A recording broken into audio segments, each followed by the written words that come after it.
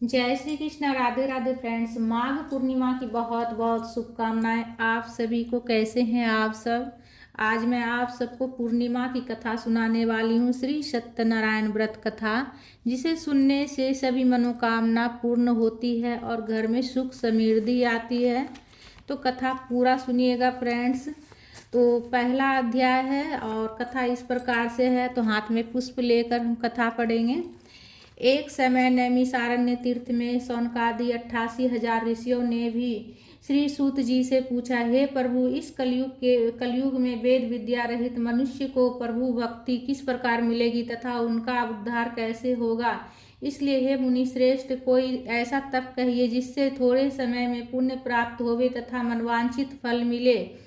वह कथा सुनने की हमारी इच्छा है। सर्व शास्त्र ज्ञाता श्री सूत जी बोले, हे वैष्णवों में पूज्य, आप सबने प्राणियों के हित की बात पूछी है। अब मैं उस श्रेष्ठ व्रत को आप लोगों से कहूँगा जिस व्रत को नारद जी ने लक्ष्मी नारायण जी से पूछा था और लक्ष्मीपति ने मुनि श्रेष्ठ नारद से कहा था, सो ध्यान से सुनो।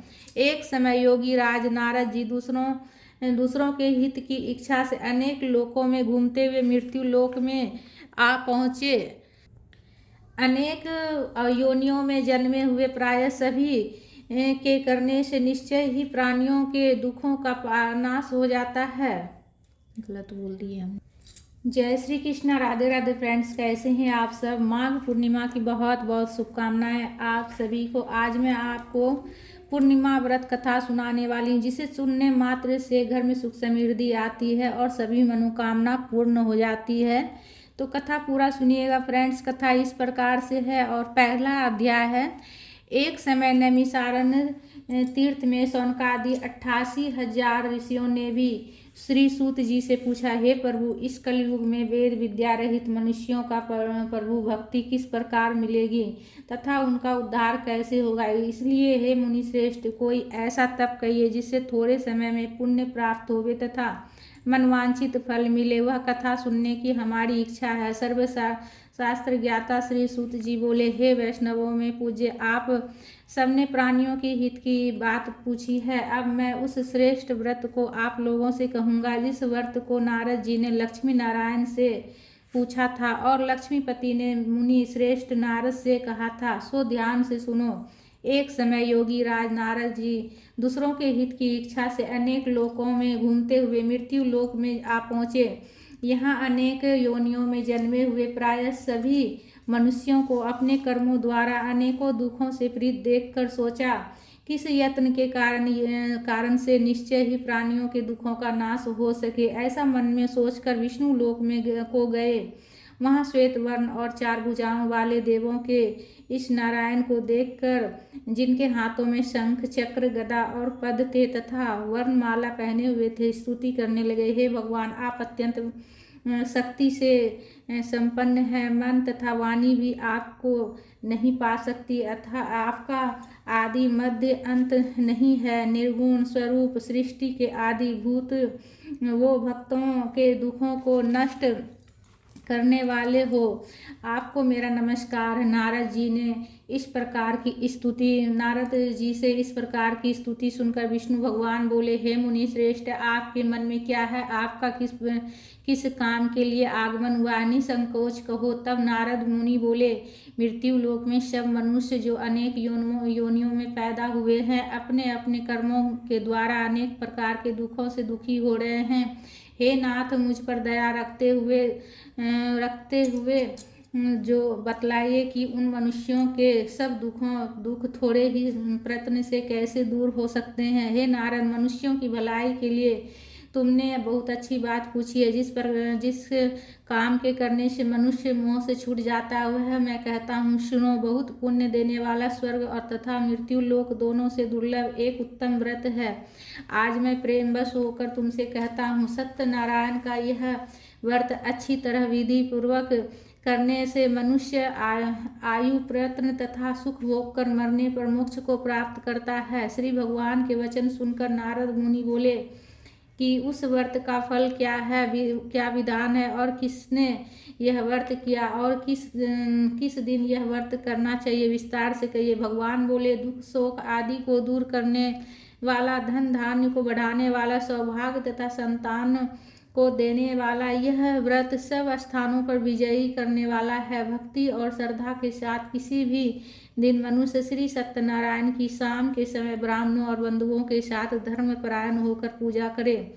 भक्ति भाव से नवेद, केले का फल, घी, दूध और गेहूं का चूर्ण, सवाया लेकर गेहूं के अभाव में साठी का चूर्ण, शक्कर तथा गुड़ और सब भक्षण योग्य पदार्थ जमा करके भगवान को अर्पण कर देवे तथा बंधुओं सहित ब्राह्मणों को भोजन करावे। पश्चात स्वयं भोजन करे, नृत्य गीत आदि का आचरण कर सत्यनारायण भगवान का स्मरण करते हुए समय व्यतीत करे। इस तरह व्रत करने पर मनुष्य की इच्छा निश्चय ही पूरी होती है। विशेषकर कली काल में भूमि पर यही मोक्ष का सरल उपाय है। पहला अध्याय संपूर्ण हुआ।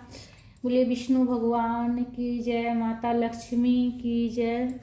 दूसरा अध्याय इस प्रकार से है। श्री सूत जी बोले, हे ऋषियों, जिसने पहले समय में इस व्रत को किया उसका इतिहास कहता हूँ, ध्यान से सुनो। सुंदर काशीपुरी नगरी में एक अत्यंत निर्धन ब्राह्मण रहता था। वह भूख और प्यास से बेचैन हुआ नित्य पृथ्वी पर घूमता था। ब्राह्मणों से प्रेम करने वाले भगवान ने ब्राह्मण को दुखी देखकर बूढ़े ब्राह्मण का रूप धारण करके उसके पास जा आदर से के साथ पूछा, हे विप्र, नित्य दुखी हुए पृथ्वी पर क्यों घूमता है? हे श्रेष्ठ ब्राह्मण, यह सब मुझसे कहो, मैं सुनना चाहता हूँ। ब्राह्मण बोला, मैं निर्धन ब्राह्मण हूँ, भिक्षा के लिए पृथ्वी पर फिरता हूँ। हे भगवान, यदि आप इसका उपाय जानते हो तो कृपा करके कहो। वृद्ध ब्राह्मण बोले कि सत्यनारायण भगवान मनवांछित फल देने वाले हैं, इसलिए हे ब्राह्मण, तू उनका पूजन कर, जिसके करने से मनुष्य सब दुखों से मुक्त हो जाता है। ब्राह्मण को व्रत का सारा विधान बतलाकर बूढ़े ब्राह्मण का रूप धारण करने वाले सत्यनारायण भगवान अंतर ध्यान हो गए।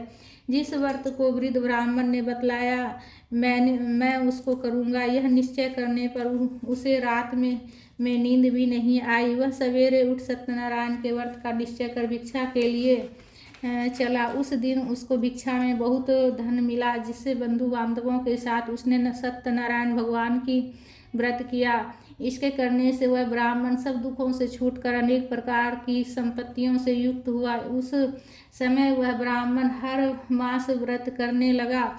इस तरह सत्यनारायण भगवान के व्रत को जो करेगा वह सब पापों से छूटकर मोक्ष को प्राप्त होगा। आगे जो पृथ्वी पर सत्यनारायण का व्रत करेगा वह मनुष्य सब दुखों से छूट जाएगा। इस तरह नारद जी ने नारायण का कहा हुआ यह व्रत मैं तुमसे कहा। हे विप्रो, मैंने अब और क्या कहूँ? ऋषि बोले, हे मुनीश्वर, संसार में इस ब्राह्मण से सुनकर किस किस ने इस व्रत को किया, हम सब वह सुनना चाहते हैं। इसके लिए हमारे मन में श्रद्धा है। सूत जी बोले, हे मुनियों सुनो, जिसने इस व्रत को किया वह सब सुनो। एक समय एक ब्राह्मण धन और ऐश्वर्य के अनुसार बंधु बांधवों के साथ व्रत करने को तैयार हुआ। उसी समय एक लकड़ी बेचने वाला बूढ़ा आदमी आया और बाहर लकड़ियों को रखकर ब्राह्मण के मकान में गया। प्यास से दुखी लकहरा उनको व्रत करते देखकर ब्राह्मण को नमस्कार कर कहने लगा, आप यह क्या कर रहे हैं और इसके करने से क्या फल मिलता है? कृपा करके मुझसे कहो। ब्राह्मण ने कहा, सब मनोकामना को पूर्ण करने वाला यह सत्यनारायण भगवान का व्रत है। इसकी कृपा से मेरे यहाँ धन धान्य आदि की वृद्धि हुई है। ब्राह्मण ने इस व्रत के बारे में जाकर लकहरा बहुत प्रसन्न हुआ।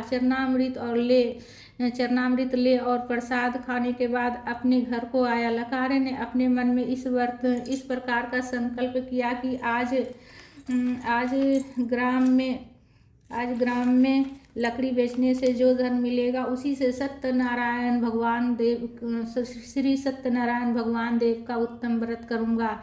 यह मन में विचार वह बूढ़ा आदमी लकड़ियाँ अपने सिर पर रखकर जिस नगर में धनवान लोग रहते थे वह ऐसे सुंदर नगर में गया। उस रोज वहाँ पर उसे उन लकड़ियों का दाम पहले दिनों से चौगुना मिला। जब तब वह बूढ़ा लकहरा दाम ले और अति प्रसन्न हो पक्के केले के फल, शक्कर, घी, दूध, दही आदि, गेहूं का चूर्ण इत्यादि सत्यनारायण भगवान के व्रत की कुल सामग्री को लेकर अपने घर गया। फिर उसने अपने भाइयों को बुलाकर विधि के साथ भगवान जी का पूजन और व्रत किया। इस व्रत के प्रभाव से वह बूढ़ा लकारा धन, पुत्र आदि से युक्त हुआ और संसार के समस्त सुख भोग कर वैकुंठ को चला गया।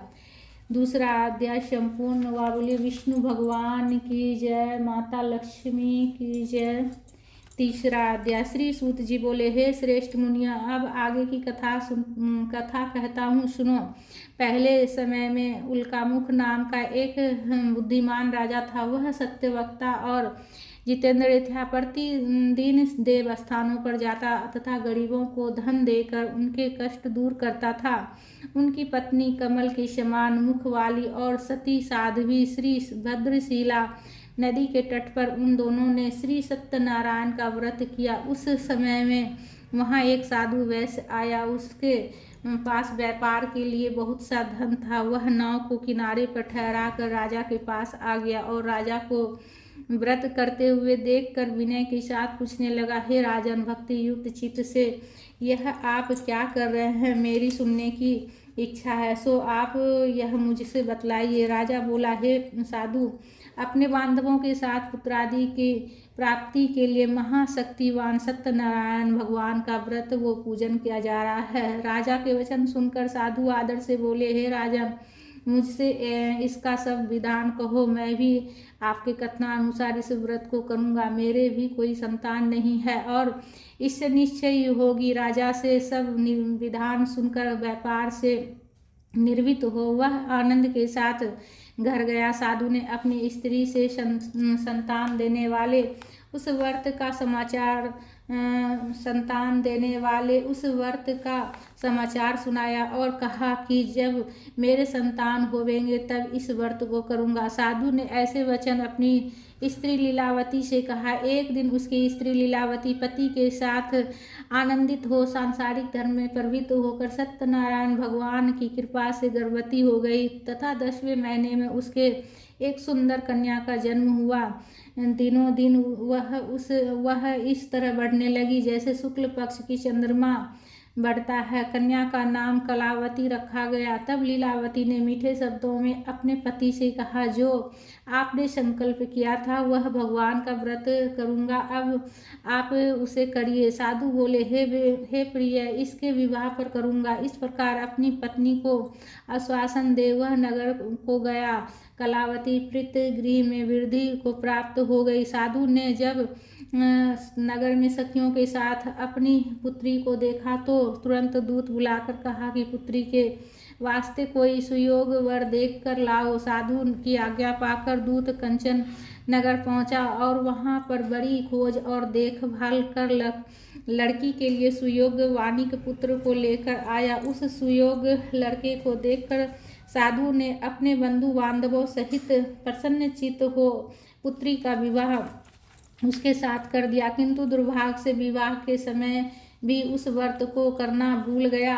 तब श्री भगवान क्रोधित हो गए और श्राप दे दिया कि तुम्हें दारुण दुख प्राप्त होगा। अपने कार्यों में कुशल साधु बनिया जमाता सहित समुद्र स्थित रत्नपुर नगर में गया और वहां दोनों ससुर जमाए चंद्रकेतु राजा के उस नगर में व्यापार करने लगा। एक रोज भगवान सत्यनारायण की माया से प्रेरित कोई चोर राजा का धन चुराकर भागा जा रहा था, किंतु राजा के दूतों को आता देख कर चोर ने घबराकर भागते हुए राजा के धन को वहीं चुपचाप रख दिया जहां वो ससुर जमाई ठहरे हुए थे।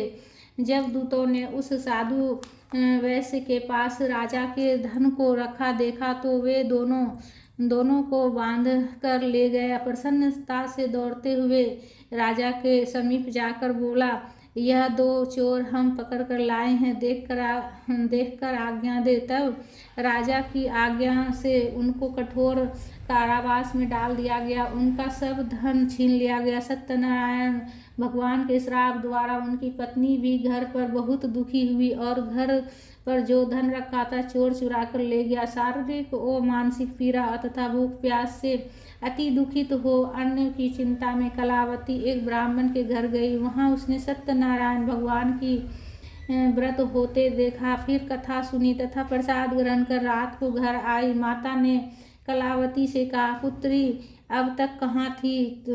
तेरे मन में क्या है? कलावती बोली, हे माता, मैं एक ब्राह्मण के घर श्री सत्यनारायण भगवान की व्रत देखा। कन्या के वचन सुनकर लीलावती भगवान के पूजन की तैयारी करने लगी। लीलावती ने परिवार और बांधवों सहित श्री सत्यनारायण भगवान का पूजन किया और वर मांगा कि मेरे पति और दामाद शीघ्र आ जावे। साथ ही प्रार्थना की कि हम सबका अपराध क्षमा करो। सत्यनारायण भगवान इस व्रत से संतुष्ट हो गए और राजा चंद्रकेतु को स्वप्न में कहा, हे राजन, दोनों वैश्यों को प्रातः ही छोड़ दो और सब धन जो तुमने ग्रहण किया है वो दे दो, नहीं तो मैं तेरा धन राजपुत्र आदि सब नष्ट कर दूंगा। राजा से ऐसे वचन कहकर भगवान अंतर ध्यान हो गए। प्रातः काल राजा चंद्रकेतु ने सभा में अपना स्वप्न सुनाया। फिर दोनों वानिक पुत्रों को कैद से मुक्त कर दिया। सभा में बुलाकर दोनों ने आते ही राजा को नमस्कार किया। राजा मीठे वचनों से बोला, हे महानुभाव, भावी बस ऐसा कठिन दुख प्राप्त हुआ है, अब तुम्हें कोई भय नहीं। ऐसा कहकर राजा ने उनको नए नए वस्त्र आभूषण पहनाए तथा उनका जितना धन लिया उससे दूना धन देकर आदर सहित विदा किया। दोनों वैश्य अपने घर को चल दिए। तीसरा अध्याय संपूर्ण हुआ। बोले विष्णु भगवान की जय, माता लक्ष्मी की जय। चौथा अध्याय इस प्रकार से। श्री सूत जी बोले, वैश्य ने मंगलाचार करके यात्रा प्रारंभ की और अपने नगर को चल दिया। उनके थोड़ी दूर निकलने पर दंडी वेशधारी सत्यनारायण भगवान ने उनसे पूछा, हे साधु, तेरी नाव में क्या है? अभिमानी वणिक हंसता हुआ बोला, हे दंडी, आप क्यों पूछ रहे हो? क्या धन लेने की इच्छा है? मेरी नाव में तो बेल और पत्ते भरे हैं।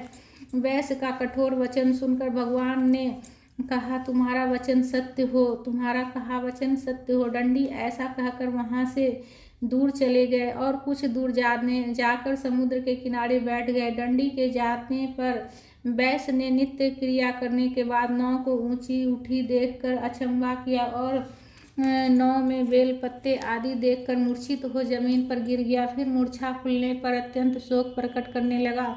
तब उसका दामाद बोला कि आप शोक ना करें, यह दंडी का श्राप है, अतः उनकी शरण में चलना चाहिए, तभी हमारी मनोकामना पूर्ण होगी। दामाद के वचन सुनकर वह दंडी के पास पहुंचा और अत्यंत भक्तिभाव से नमस्कार करके बोला, मैंने जो आपसे असत्य वचन कहे थे उनको क्षमा करो। ऐसा कहकर महाशोकातुर हो रोने लगा। तब दंडी भगवान बोले, हे वाणी के पुत्र, मेरी आज्ञा से बार बार तुम्हें दुख प्राप्त होता है, तू मेरी पूजा से विमुख हो। साधु बोला, हे भगवान, आपकी माया से मोहित ब्रह्मा आदि भी आपके रूप को नहीं जानते, तब मैं अज्ञानी कैसे जान सकता हूँ? आप प्रसन्न होइए, मैं सामर्थ्य के अनुसार आपकी पूजा करूँगा। मेरी रक्षा करो और पहले के समान नौका में धन भर दो।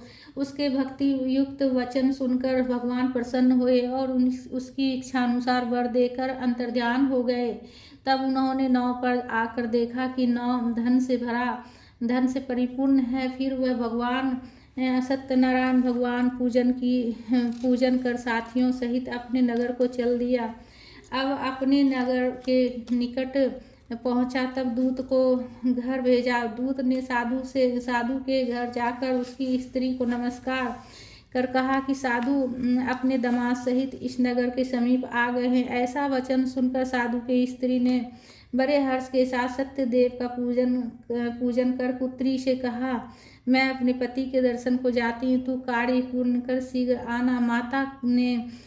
माता कहा। मैं अपने माता के ऐसे वचन सुनकर कलावती प्रसाद छोड़कर पति के पास गई। प्रसाद की अवज्ञा के कारण सत्यदेव ने रुष्ट हो गए। उसके पति को नाव सहित पानी में डुबो दिया। कलावती ने अपने पति को ना देखकर रोती हुई जमीन पर गिर गई। इस तरह नौका को डूबा हुआ तथा कन्या को रोता हुआ देख साधु दुखित हो बोला, हे प्रभु, मुझसे या मेरे परिवार से जो भूल हुई है उसे क्षमा करो। उसके दीन वचन सुनकर सत्यदेव प्रसन्न हो गए और आकाशवाणी हुई, हे साधु, तेरी कन्या मेरे प्रसाद को छोड़कर आई है, इसलिए इसका पति अदृश्य हुआ है। यदि वह घर जाकर प्रसाद ग्रहण कर लौटे तो इसके पति अवश्य मिलेंगे। ऐसी आकाशवाणी सुनकर कलावती ने घर पहुंचकर प्रसाद खाया, फिर आकर पति के दर्शन किए। तत्पश्चात साधु ने बंधु बांधवों सहित सत्यदेव की विधि पूर्वक पूजन किया। इस दिन से वह पूर्णिमा को सत्यनारायण का पूजन करने लगा। फिर इस लोक का सुख भोग कर अंत में स्वर्ग लोक को गया। चौथा अध्याय संपूर्ण हुआ। बोलिए प्रेम से विष्णु भगवान की जय, लक्ष्मी माता की जय। पांचवा अध्याय इस प्रकार से है। श्री सूत जी बोले, हे ऋषियों, मैं और भी कथा कहता हूँ, सुनो। प्रजा पालन में लीन दुग्ध ध्वज नाम का राजा था। उसने भी भगवान का प्रसाद त्याग कर बहुत दुख पाया। एक समय वन में जाकर वन्य पशुओं को मारकर वर के पेड़ के नीचे आया। वहाँ उसने ग्वालों को भक्ति भाव से बांधवों सहित श्री सत्यनारायण जी का पूजन करते देखा। राजा देख कर भी अभिमानवश यहाँ नहीं गया और ना ही नमस्कार ही किया। अब जब ग्वालों ने भगवान का प्रसाद उसके सामने रखा तो वह प्रसाद को त्याग कर अपनी सुंदर नगरी को चला गया। वहीं उसने अपना सब कुछ नष्ट पाया तो वह जान गया कि यह सब भगवान ने किया है। तब वह विश्वास कर ग्वालों के समीप गया और विधि पूर्वक पूजन कर प्रसाद खाया। तो श्री सत्यदेव की कृपा से, श्री सत्यनारायण की कृपा से पहले जैसा था वैसा ही हो गया। फिर दीर्घ काल तक सुख भोग कर मरने पर स्वर्ग लोक को गया। जो मनुष्य इस परम दुर्लभ व्रत को करेगा, भगवान की कृपा से उसे धन्य धान्य की प्राप्ति होगी। निर्धन धनी और बंदी बंधन से मुक्त होकर निर्भय हो जाता है। संतानहीनों को संतान प्राप्ति होती तथा सभी मनोकामना, सभी मनोरथ पूर्ण होती। अंत में वैकुंठ धाम को जाता है। जिन्होंने पहले इस व्रत को किया, अब उनके दूसरे जन्म की कथा कहता हूँ। वृद्ध शतानंद ब्राह्मणों ने सुदामा का जन्म लेकर मोक्ष को पाया। उल्का मुख नाम का राजा दशरथ होकर वैकुंठ को प्राप्त हुआ। साधु नाम के वैश्य ने मोर ध्वज बनकर अपने पुत्र को आरे से चीर कर मोक्ष की प्राप्ति किया। महाराज दुग्ध ध्वज ने स्वयं भू होकर भगवान में भक्ति युक्त कर्म कर मोक्ष को प्राप्त किया। पांचवा अध्याय संपूर्ण हुआ। बोलिए श्री सत्यनारायण भगवान श्री विष्णु भगवान की जय, माता लक्ष्मी की जय। कथा पूर्ण हुआ। हाथ में जो पुष्प है वो प्रभु चरणों में समर्पित करेंगे। तो प्रेम से बोलिए विष्णु भगवान की जय, माता लक्ष्मी की जय। तो फ्रेंड्स कमेंट में माता लक्ष्मी विष्णु भगवान जी की जयकारा जरूर से ज़रूर लगाइएगा। और चैनल पर नए हैं तो चैनल को सब्सक्राइब कर लीजिएगा, वीडियो को लाइक करके शेयर कीजिएगा ज़्यादा से ज़्यादा। प्रेम से बोलिए विष्णु भगवान की जय।